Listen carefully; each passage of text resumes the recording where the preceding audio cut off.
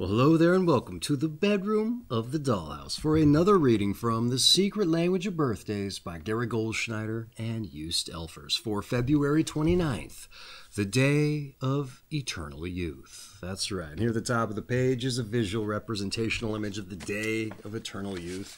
Well, we have us an image of, if I can get the book to cooperate here, what appears to be a goose or a swan that's grasping or holding on to a gold or brass ring. That's right. It's also bespeckled by stars and maybe a couple of clouds.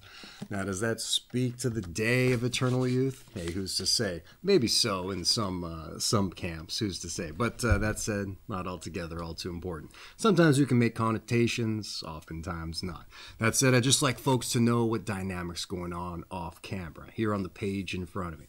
That said, what is important around here, aside from the visual representational image, is it's somebody's birthday. So if February 29th is your birthday, I just want to say happy birthday, all right? But if this video finds you late, I don't know, days, weeks, months, whatever the case may happen to be, I just want to say I hope you had a happy birthday in that circumstance. But for everybody else who's joining us randomly or more ideally to celebrate the February 29th birthday, I just want to say hello, welcome, and hope you enjoy yourself. Now, before I dive in with the redirect, something I like to take a couple minutes to do, and that is live up to the namesake around these here parts. This is the DykASSt birthday broadcast, so I like to roll some dice, all right? But I do so, more importantly, not just for the namesake, but for synchronicity's sake. And here I rolled us a 6 and a 5, 4 and 11. Now, what is synchronicity, you're probably wondering? Well, my friends, as I've heard it told, the universe or the higher powers that be will oftentimes put things in our path to help us manifest our goals or realize our aspirations. But we're often very narrow or singular of focus as we get out into the world, you know, driving on the commutes or just running errands in general. Hey, we're not necessarily apt to lend a lot of credence to the things that come into our world. That said, this is an exercise to help us start taking those blinders off and maybe picking up on those things the universe is throwing our way. And how do we do that? Well, we need some kind of a sign that's mutually agreed upon between us and the universe. Hopefully something we can't help but recognize. That's right, your daily numbers. Now, you don't have to go with the numbers I rolled for you. The intention is there, but it's probably advisable you take your own set of dice. So you can ascribe directional values to number sets and the time limits with which to go in those directions. You're essentially letting the universe take the wheel and steer you in places you wouldn't have otherwise gone. But like I said, once you've done that, you go out, you pick a place in the world, maybe near and dear to your heart, and then go from there, all right? But like I said, you got to get those blinders off, okay? You never know, the day might start to take on a little bit of a theme. To say things might start coming into your world that wouldn't otherwise have done so, or maybe they do so with more regularity. Kind of take that as a sign that the universe is throwing some more things our way, perhaps. Let's take the visual representational image here, the brass ring, the star bespeckled swan or goose, you know. Such things might not actually be walking across your path in a literal fashion, but you never know. You might start to see such things on advertisements or bus benches, or maybe in shop windows. All right, it could be a goose, it could be stars all over the place. You never know. But again, it's something you're probably going to have to run across and take note of. So keep your eyes open to what's going on around you and start soaking everything up like a sponge. That said, to get off on your first directional value time limit and get to the end of it, maybe you're not seeing much of anything, just the everyday goings-on. Well, never fret, my friends. Just stop, collect yourself, maybe look around for the things that you wouldn't otherwise maybe take note of. Like maybe you might just perhaps be on, oh, I don't know, 65th Avenue or 11th Street. I don't know. It's just things like that that you should take note of. I would say take that as a sign you're on the right path. So just roll yourself the dice values again and set off. Maybe no sooner you come to the end of your next time value, hey, what's this? Maybe you just so happen to run across a goose crossing your path, or a duck, something that looks like that particular kind of animal, all right? Hey, there you go. A little bit of synchronicity, if you like. And maybe no sooner does that happen and you stop and wait. Hey, you know what? Once the ducks finally cross the street, maybe the old number 11 bus pulls up. hey, you know what? Things are starting to stack up now, aren't they? And maybe you just so happen to have perfect change in your pocket for the fare. I would say ride the bus there if you like. It seems like things are starting to come together. So you get on the bus. Maybe you don't like to ride the bus all that often. Hey, so roll your dice, all right? See what time value comes up for you. So you can get off as soon as that time elapses. There you go. The time limit elapses, you get off the bus. Maybe you find yourself, I don't know, maybe at a carousel, all right? Maybe it's at the park and the carousel's going. And what's particularly special about the carousel? Oh, well, if it's an old-timey one, you reach for a brass ring now, don't you? Hey, you know what? Again, a little bit of synchronicity with the visual representational image there. Maybe on the top of the big top there, because it kind of looks like a tent on them carousels, maybe there's a bunch of stars. I don't know. It's just things like that might start to happen. And hey, maybe you get in line to ride the carousel there so you can get an attempt at the brass ring because you were never able to grab it as a child. And hey, you know what? Maybe you run into somebody from college that you haven't seen in years, all right? And if you hadn't stopped for that duck or that goose, hey, maybe they might not have been in line at the time that you got there. That's right. You might not have caught the bus, right? Okay? So sometimes things just line up the way they should. That said, you get to talking, they find out it's your birthday, you show them this video, tell them what you're doing, because maybe they see you with the dice in your hand and they wonder what's going on. You tell them what's up. They go, that's crazy, it's your birthday. And you know what? Maybe they're apt to join you on this journey once the ride is over and one or the two of you have failed to grab the brass ring, or have grabbed it, who's to say? That said, I think you get the idea. So get out there, let the universe show you it's with you on your path, start stacking up coincidences or synchronicities if you like, and just get out there and see, taste, touch, and smell a little bit of the magic if you like. And if you do, you'll understand why I brought it up. All right, let's dive into your birthday reading, all right? Your month is February, your day is the 29th, your sign is 9 to 11 degrees Pisces of the Pisces I period specifically, and your quality and elements is mutable water. All right, February 29th, the day of eternal youth. We can say with some certainty that there are far fewer February 29 people than those born on any other day.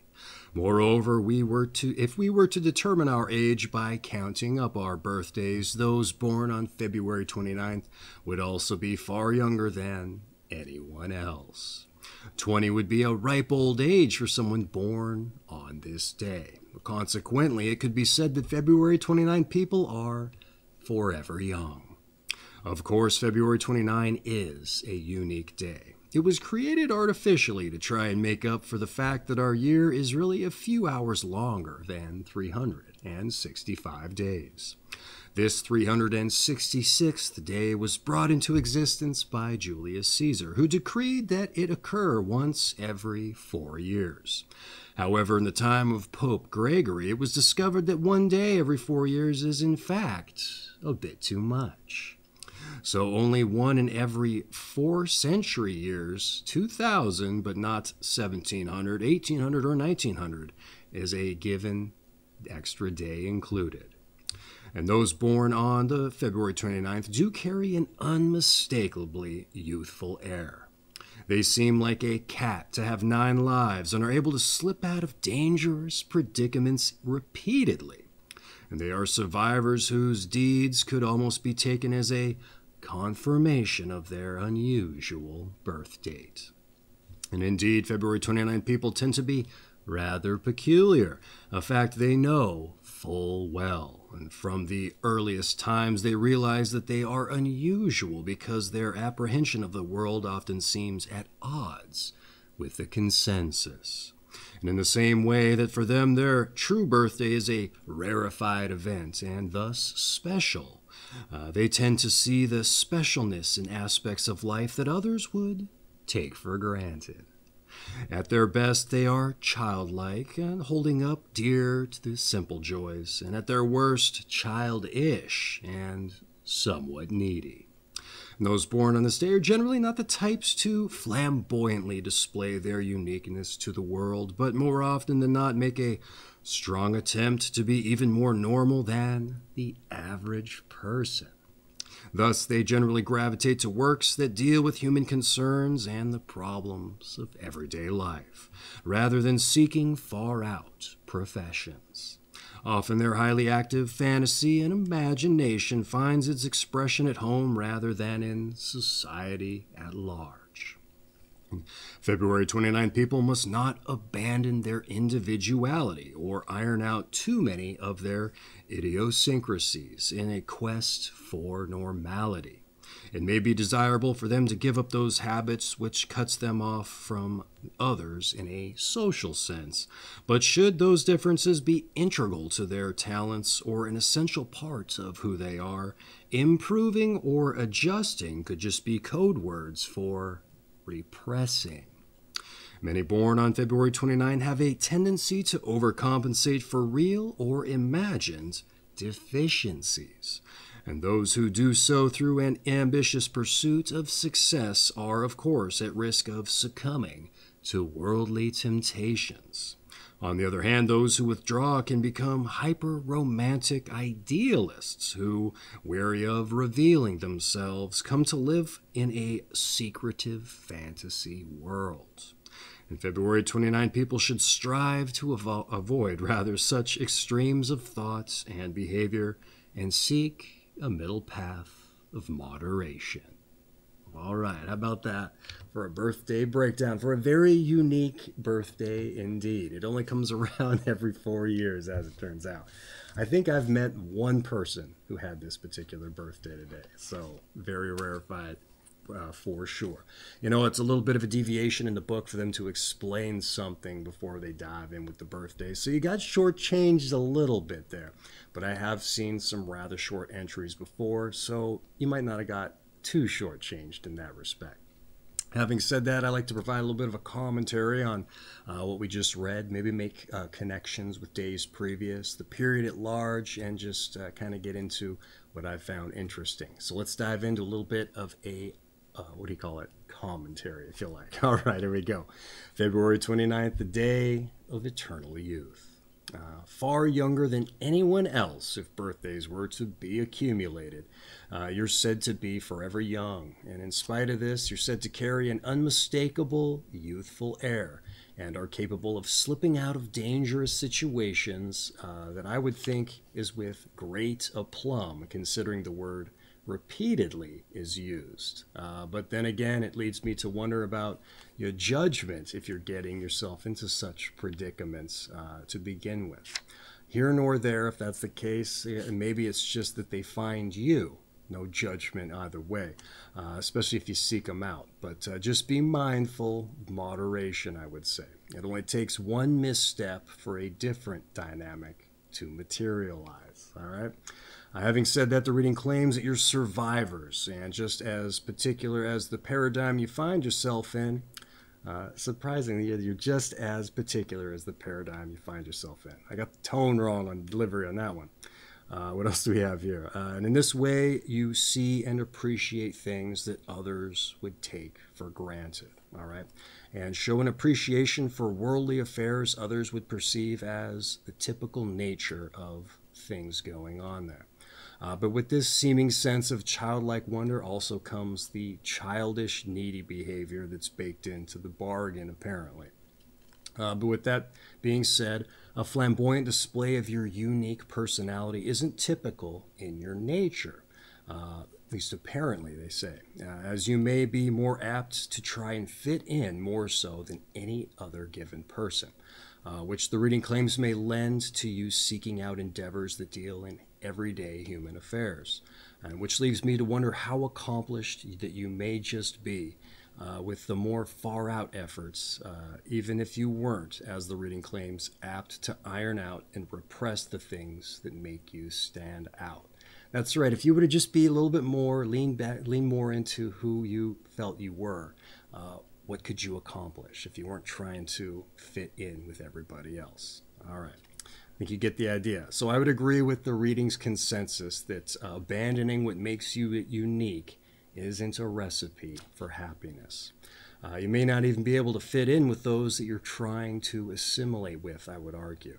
And the more advisable pursuit, at least in my mind, would be to find those that you could be accepted amidst and who approve of you for who you are. All right. And who's to say those people who you are trying to fit in with, they might appreciate the things that you're doing yourself if you were out there to show them who you were. You try that, you might not even need to worry about this middle path that they're speaking of. You know what? Sometimes we don't give people enough credit. We feel like maybe they'll disown us or whatever the particular feeling is. So we just got to kind of toe the line. I feel like, I wasn't even born on this day, and I kind of feel like I can identify with what they're saying about you. But that said, I totally endorse being who you are and giving it a shot. All right. And they said that you were able to skirt danger. So why not tempt a little bit of it and be who you are, who you want to be. All right. Those folks might just come around and be somebody in your camp there. But I think I get into this a little bit later. I also said that though moderation is seldom a bad idea, regardless the issue or the reality. So middle path is great, I would say. But hey, you know what? Why not try to deviate from it once in a while? So any event, my delivery and tone was off a little bit. Seemed to be fighting a little bit of a throat cold here today for whatever reason. But hey, we're going to endeavor on through. So let's move on to your numbers and your planets. All right. Those born on the 29th of the month are ruled by the number 2, as 2 plus 9 equals 11 and 1 plus 1 equals 2, and by the moon. And those ruled by the number 2 often make good co-workers and partners rather than leaders. Though such qualities help February 29 people fit in as team members, but it may also act as a brake on individual initiative and action. The moon's strongly reflective and passive tendencies underline the above-mentioned points.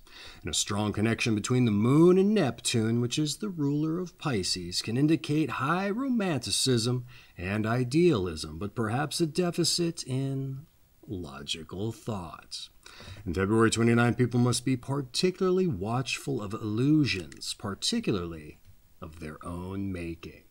All right, rather personalized numbers and planets for you once they imparted the moon boilerplate, typical stuff there. But hey, let's dive in, see what I had to say about your numbers and your planets here. See if I can add a little bit more value to it for you. The number 2 in the moon for making good coworkers and partners rather than leaders, as well as a passive and reflective tendencies. And it's been some time since probably the Capricorn period where this was mentioned for a moon day. Uranus started shaking up everything and going into Aquarius, so they couldn't really bring up this partner, coworker rather than leader dynamic. And even when these things do present, it's really hard for me to kind of justify what they're talking about, because more often than not, the reading, the thing that they bring up in the breakdown, it makes them seem like leaders. So for this passive, reflective tendency to come up in the numbers and planets, it's hard for me to make ends meet with or justify how they're having written as much. But I'd say that they say that there's no leadership qualities here, but I would say there's the passivity aspect here for sure if you're trying to fit in with a bunch of people. Just kind of trying to hide those idiosyncratic nature that you think you possess. But I do get the impression that you are an individual, highly unique individual, and leadership is at least baked into that for you yourself, especially when and if you get past the trying to fit in dynamic. All right. That said, Neptune is purported to strengthen qualities of high romanticism and idealism, so it's fascinating to read a warning for illusions and visions of your own making. Neptune's the planet of dreams and visions for everyone else this period also. But it's the first time that this warning has presented. So it's kind of curious why it's come up for you. There must be some interesting baked-in dynamic with the moon. But the last moon day that popped up with the Neptune influence, this wasn't mentioned either. So it's interesting that you're getting this here. So don't let that passive nature take over you, I would say. All right? And yeah, just make sure that you're not letting your visions and your dreams take over you too much either.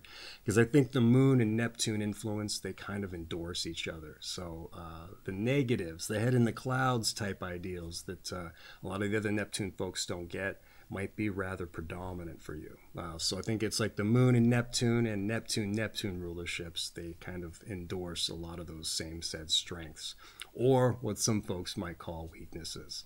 I don't know, it's kind of a pick your poison kind of thing, pros and cons to each sort of dynamic. So in any event, that's been your numbers and your planets. Let's move on to your tarot. All right, your tarot card, one of the more eclectic of the New Age metaphysical ideologies, but hey, it's here in the book, so we can just see what they have to say, maybe make some connotations with what was written in the breakdown, further endorse such things, or maybe not. Sometimes they don't seem to line up, but then we can just leave it in the book and move on. So let's get into it here.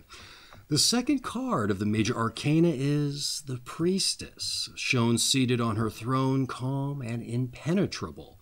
She is a spiritual woman who reveals hidden forces and secrets, empowering those of us who heed her with that knowledge.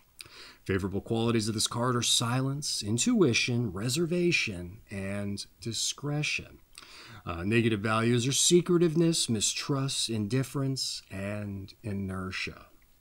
And the positive traits embodied by the Priestess can well be emulated by February 29 people.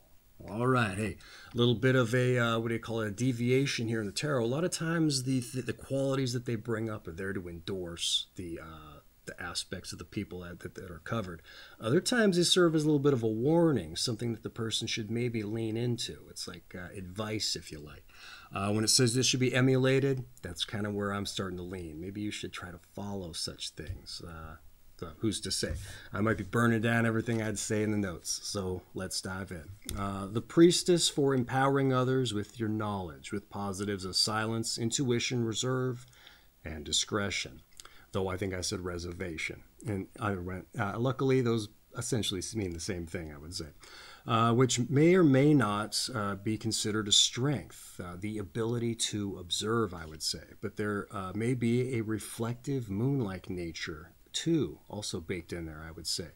It also confirms this lack of a flamboyant display on your part that they said in the breakdown there.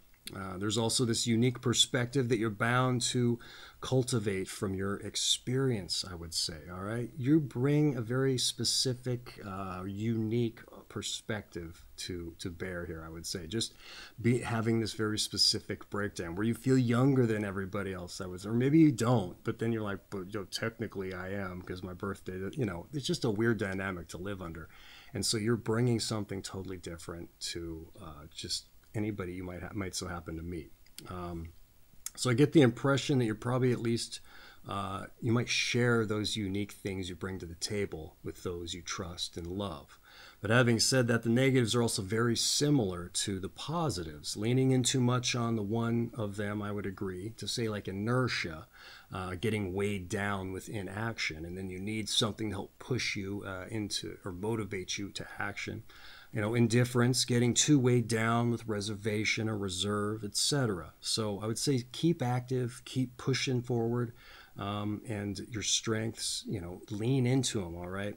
And I would say it's a pretty apt card in those regards because it did say you're a little bit passive, kind of leaning into things where the stream might push you. Why not try to swim against it a little bit? Because you got, there's certain people that swim the English Channel, right? So I don't know if they're born on February 29th, but that's something that they did. And they totally bucked the system. So you can too, I think is what I'm trying to say there in one form of speaking that. So that having been said, that's been your tarot. A little bit off the beaten path, but hey, it's February 29th. That's how it goes sometimes, I would say. That said, that's been your tarot. Let's move on to your health. All right. All sorts of absent-minded today, it would seem. All right. Those born on February 29th are generally blessed with good health, and yet they may take the whole matter of health a bit too seriously. They should avoid new fad cures and diets and depend on tried and true approaches. Developing culinary skills comes naturally to most born on this day, and so does enjoying the fruits of their labors. However, those born on this day should try to exercise some restraint where indulging their appetite is concerned. Plenty of rest will be important to calm the active nervous system of February 29 people. Daily naps may be beneficial when they do not cause sleeplessness at night. And as far as exercise is concerned, February 29 people should seek out moderately competitive or social sports, if possible. And dancing is particularly recommended. All right, interesting. I don't know why. There's no context there, but I messed up the transition. Let's do that again. I don't know why. There's no context there, but dancing, apparently. All right, hey, let's dive in with the health. All right, you're generally blessed with good health, but may take it a bit too seriously, the reading said. Behavior that completely bucks a lot of the health concerns mentioned throughout most of this period, surprisingly. So there's another oddity for you that's baked into the mix. Mention of culinary, not too unique with respect to other things going on in this period, but mention of getting carried away, that's a little bit of an anomaly. So careful with the carbs there, it sounds like. Rest for nervousness is said, and that's rare, but it does come up here for Neptune specifically, or Neptune-ruled days. Naps, however, very common with Neptune, but that hasn't really popped up this period, but maybe 1 or 2 times. What else do they say? Moderate exercise with social elements help you get out of your rut there, I would assume. The self-imposed repressions, if you like, that were mentioned in the breakdown, but no real food recommendations. And this kind of started back during Capricorn. They would mention that they take to culinary, or they should expand their culinary, but then no specific foods, when a lot of these other days they would recommend very specific foods. So I was starting to take and think that maybe it's because you're cooking, you're incorporating fresh ingredients, and so that's where you're getting your nutrition. And then there was one day back in, what was it, Aquarius, I think, or maybe it was Pisces, where they said as much, that the fresh ingredients are going to come in if you take culinary pursuits seriously. So they affirmed my little guess at the situation. That having been said, one of the Pisces body areas is the lymphatic system. And for lack of a secondary heart in human beings, one that pumps the lymph system specifically, you got to be mindful of moving and grooving so you can get those lymph nodes squeezing and moving things around. But that said, food recommendation-wise, something that was counted quite a bit for Aquarius and Capricorn as well was to cut out dairy as much as possible. And it pops up for Pisces too, because the lymphatic system doesn't do well with the mucus there when dairy's incorporated. So maybe be mindful of that in any event. Having said that, that's been your health. So let's move on to some advice. All right, here we go. Find a balance between your individual and social selves. Develop a quiet self-confidence, and beware of adhering too much to external values. Bring your fantasy out of into the world and share it with others. All right, hey, I think I burned down a little bit of what I had to say about what they had to say earlier today, or with the read anyhow. So you might hear something a little bit redundant on my end. So let's get into it here. They said find a balance with social or individual selves there. Your social selves, rather. Hard 100%, I would say, okay? Don't let your inner, what is this? I said Chico, take the, your inner, I don't know what that, your inner child, Chico. Yeah, that works too. Your inner child take the wheel all the time, okay? Or let them out when they start getting too into your head. All right, yeah, so make sure that you are moderate with that inner child there. Let them out when they need to get out, when it's called for, but don't let them take the wheel and steer the car off a cliff. All right, that's maybe you're skirting that danger there they were talking about. What else do we have here? Develop a quiet confidence. Okay, right here, I would say I'm here for that too. Okay, you have the innate ability to skirt danger, apparently, like I said earlier. So what's there to be scared of? Letting your hair down, trying out being yourself around other people, all right? So beware of adhering to external values, what those other people are doing, all right? You have permission to be yourself, I would say. You're magnetic. You're also a force to be reckoned with when you gravitate to other people. That's a Neptune trait there that wasn't mentioned here. I forgot to bring it up. But you're said to possess a magnetic attraction that's able to dissolve rigid and absolute natures. Elsewhere in the book is mentioned. So lean into that, all right? People are going to gravitate towards you naturally, assuming you let your individualism out. What else do I have? Bring your fantasy out and share it. All right. The people who aren't the people who aren't your people will probably come around also. Okay. They'll want to know what they were missing out on all along, and they'll probably want to know where you were that whole time, or why you were so in your head, and maybe why they were too. All right. So skirt some of that danger, take on some risk, and be yourself. All right, there. A little disjointed because my writing was just trash on that, but hey, I think you got the point. So, in any event, your advice in the can, as it were. Let's move on to your meditation. That's right. It's your birthday. You get a meditation. Something to think about here. Oh, this one might be the most concise of the whole year. Let's just see. Less is often more. Oh, how about that? The most concise, and it's right on the nose. One more time. Less is often more. All right. That's your birthday, your meditation. I'm not going to throw my spin on it or my interpretation or why I think it might line up with you specifically. I actually don't have any thoughts with that regard, but because I don't look at these beforehand. I like to be surprised. But that said, it's just for you. It's your birthday. So in any event, your meditation in the can, as it were. Let's move on to your strengths and your weaknesses. That's right. Let's hold up the objective mirror and see where you got the girth and where you otherwise maybe a little more atrophied within the metaphor. That's right. Your strengths, you're youthful, you're accepting, and you're appreciative. All right. But your weaknesses, let's hold up that objective mirror, but flip it to the side that blows up your face. Maybe shows off the things otherwise a little more superficially insecure about there. That's right. Your weaknesses. You're indulgent and you're immature. Oh, interesting. You know what? I think immature is about the only one that I was really picking up on from the breakdown. You had, youthful. That's not true. Youthful was in there as a strength. And that's a strength. That's very interesting. That said, a lot of the times I like to argue that our weaknesses can also be strengths, all right? It just depends on the situation and the individual who has that in their bag and how they apply it. But I also like to argue if your weaknesses are something you want to improve upon, hey, your strengths are going to help you do it. You're youthful, you're accepting, you're appreciative. Hey, I would say youthful-wise, you're always going to take a very innocent, maybe more inventive approach to things because you're not afraid to let things just be magical, if you like, all right? I think you get what I'm saying, even though I can't figure out a better way of saying it. You're going to have a fresh and motivated approach to trying to maybe even energetic to get after and improve upon it. You're accepting. Hey, I would say that goes for just accepting who you are. Once you get over certain hurdles, it sounds like you may have self-imposed from the sounds of it, you're going to be doing gangbusters, I would say, all right? But you're also probably accepting of other people as well, I would say, all right?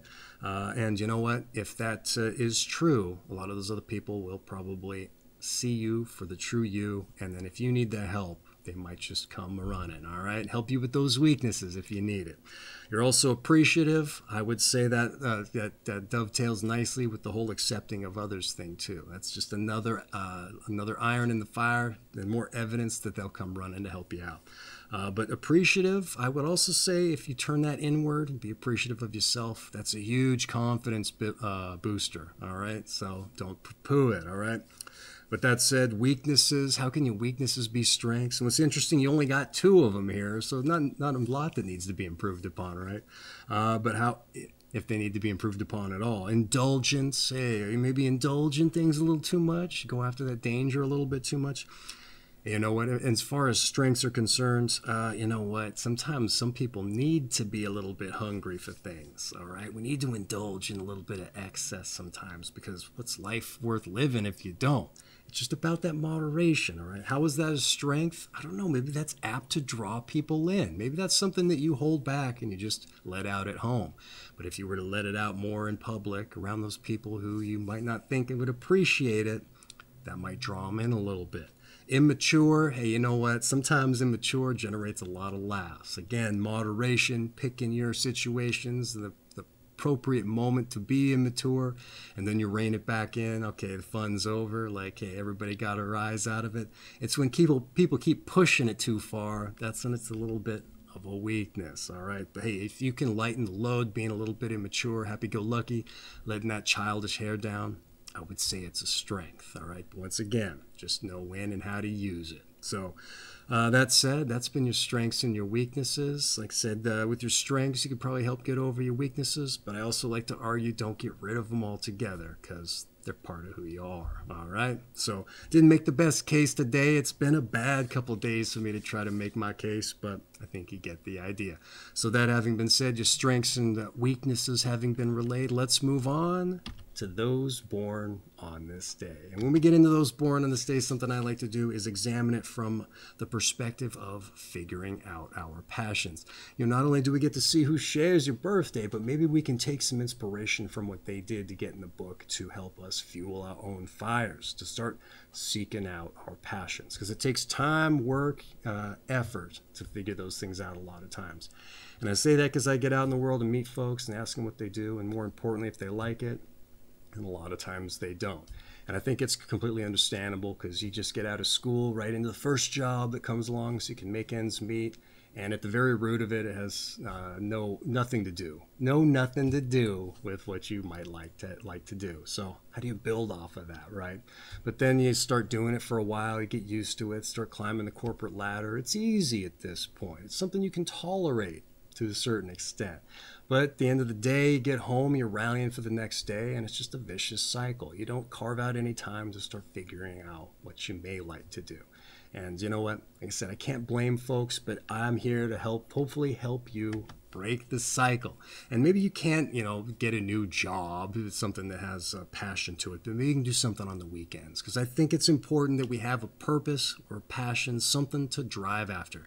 Because we should be doing something fulfilling in life, all right? And if there's anything I can hope for you on your birthday, it's that you're chasing after a passion. So let's dive into this with our eye or our mind on that. Maybe take some inspiration. All right, we start off with Anne Lee, the British-born American founder of the Shakers, the New Hampshire community and revered furniture makers. And they're also Spartan lifestyle and sex prohibitive. Finally died out, it says. So she started her own thing, it sounds like. All right, someone had to be dedicated to it, especially, too, it sounds like. We also have Gioacchino Rossini, an Italian overture and opera composer, and responsible for The Barber of Seville and William Tell. Also wrote 40 operas in 15 years and retired at the age of 32. Oh, his passion may have died out, it sounds like. I don't know any of it. We have Morahiri Desai, or Desai, perhaps. I'm going to get these names wrong, so bear with me here. An Indian prime minister, an imprisoned Mahatma Gandhi disciple. Or was an imprisoned Mahatma Gandhi disciple, and still going strong at the age of 98, it says. We have Balthus, a Polish-French self-taught painter and of adolescent girls, it says. Jimmy Dorsey, a jazz clarinetist, saxophonist, and a band leader. We also have Dinah Shore, singer, film actress, TV host, and overcame polio. We also have John Holland, an Irish-American submarine inventor. William Wellman, film director of The Public Enemy and The Story of G.I. Joe, was also a producer. We also have Vladimir Kryuchkov, Russian Army KGB officer, and failed in the coup against Gorbachev and tried and acquitted. We also have George Seferis, a Greek Nobel Prize-winning poet. We also have Henry Pocket Rocket Richard, a hockey player, Maurice's brother, and played on more Stanley Cup winning teams than anyone, it says. 11 of them. We also have Liao Xiaotang, a Chinese writer of Bean Shed, Melon Hut, and Drizzle. And Michelle Morgan, a film actress. We also have Richie Cole, a jazz alto saxophonist. Hiro Akagawa, a Japanese novelist of Chizuko's younger sister. And Tifilo Sisson, a statesman. Jack R. Lausma, U.S. astronaut. Gretchen Christopher, a singer. Edward Cave, a British 18th century printer. And James Mitchell, a film actor. All right. And I know I butchered a lot of names in there. It's not done in malice. It's just hooked on phonics. Doesn't often work for me with the names. Not the best tool to be using for it. But that said, hey, you know what? A lot of people born on February 29th, all right? I was surprised at that in that respect. I would have thought maybe it would have been a bit of a shorter entry. Who's to say maybe they really had to reach into the bag to pull some of these out? No telling. But you know what? I didn't recognize a lot of names on there, so I would say there's ample room for you to make your own mark, all right? That said, hopefully you drew a little bit of inspiration from as much. I know it's a big ask, tall order to try and take as much from somebody else's accomplishments, but like I said, maybe if I just put the bug in your ear about as much, help you stir up the fires. Because, like I also said, if there's anything I can wish for you on your birthday, it's that you're chasing after a passion or something fulfilling, all right? That having been said, that's been those born on this day, and that essentially rounds out your birthday reading. Except to say your season is winter, your sign is Pisces of the Pisces I period specifically, and your quality and element is mutable water.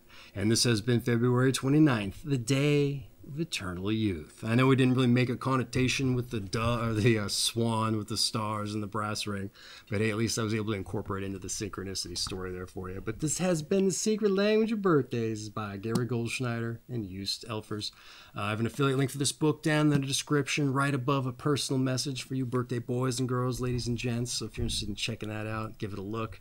But this thing makes an excellent coffee table book if you're in the market to maybe crack a little bit of ice with some company you might have over. It's going to do so in a grand fashion, all right? That's how I was introduced into my world, and I've been all the better for it, all right? That having been said, book not altogether all too important. I just want to once again say happy birthday. That's right. That's what's important. Wishing you a happy birthday.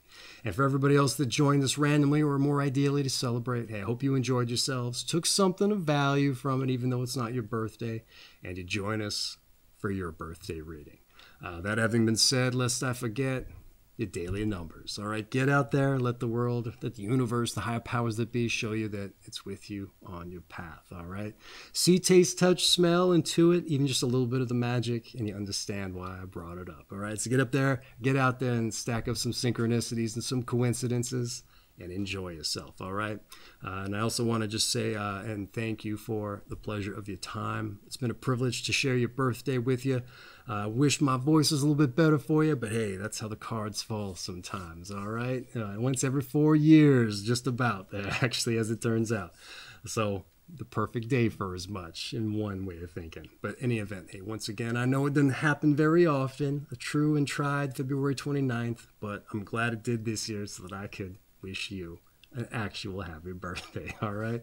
So once again, that's right, happy birthday, okay? Take care of yourselves, and you know what? Don't be afraid to be a little childlike and individual, all right? You don't have to iron out your individuality, all right? Get out there and be your true self, all right? Get into some danger, but be moderate, all right? Be moderate. All right, take care, and happy birthday.